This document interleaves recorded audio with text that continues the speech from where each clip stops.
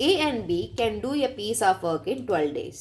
B and C together can do it in 15 days. If A is twice as good a workman as C, find in what time B alone can do it. இப்போ question என்னன்னா ஏயும் பியும் சேர்ந்தாங்கன்னா ஒரு ஒர்க்கை 12 டேஸில் முடிச்சிடுறாங்களா. ஏயும் பியும் சேர்ந்தாங்கன்னா ஒரு ஒர்க்கை 12 டேஸில் முடிச்சிடுறாங்க.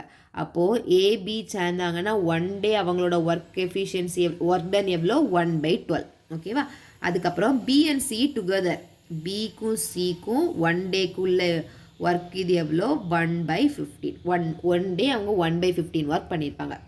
If A is twice as good a workman as C, சியை விட ஏ வந்து ட்வைஸ் வந்து குட்டாக இருக்காங்க. அப்போது ஏ வந்து ஒரு நாள் பண்ணி முடிக்கிற வேலையை சி எத்தனை நாள் எடுப்பார் 2 டேஸ் எடுத்துக்குவார். இது கிளியர் தானே.